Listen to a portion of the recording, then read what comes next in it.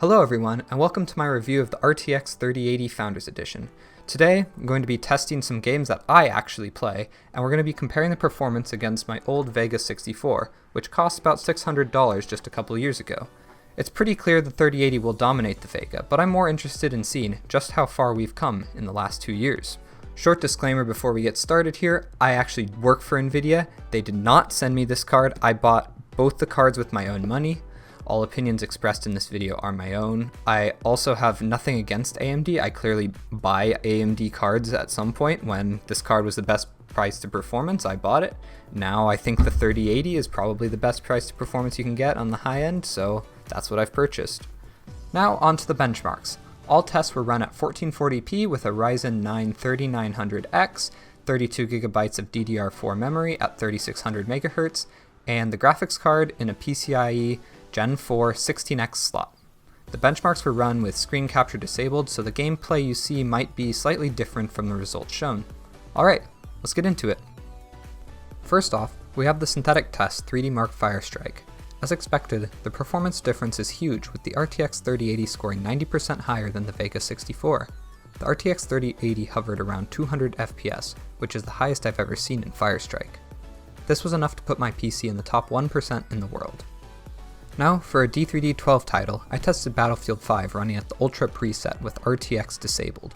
The RTX 3080 was hitting the frame limiter at 144, so the difference in performance is not completely shown.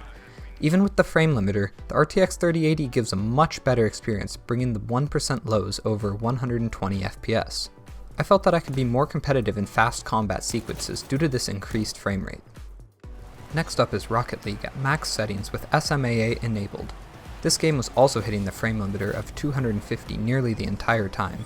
If you are only planning on playing esports titles at 1440p 144Hz, the Vega has plenty of performance. The improvement in 1% lows may help some, but I couldn't notice any difference while playing. Next, I tested an OpenGL title just to have some variety. 0K is an open source RTS game based on the Spring engine.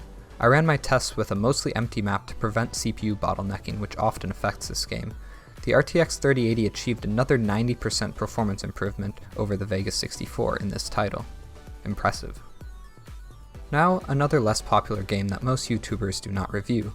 Unfortunate Spacemen is a social deduction game where one person is a disguised monster, and the spacemen need to find and kill the monster before being killed themselves.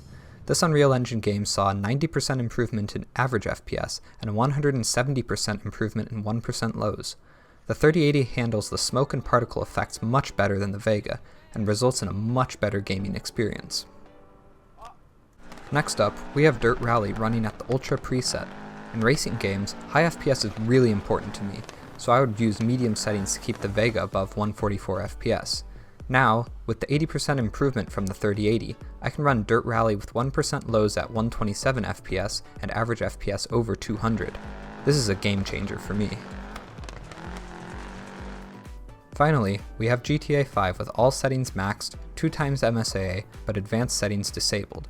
Games like this really allow the RTX 3080 to stretch its muscles. We see another 100% performance gain over the Vega 64 in this title. The benchmark didn't measure 1% lows, but I definitely noticed much less stutter using the 3080. So is the RTX 3080 worth the money? Maybe. I paid only $260 for the Vega 64, and $700 for the 3080, which makes the Vega 64 a much better value. However, I like the extra performance of the 3080, and I have the money to spend, so to get all my games above 144Hz at 1440p, I'd say it's worth it. If you want to see the unboxing of the RTX 3080, check out my friend Garrett's video, link in the description. If you enjoyed my review, leave a like or comment. If there's enough interest, I can make an overclocking guide next. See you guys!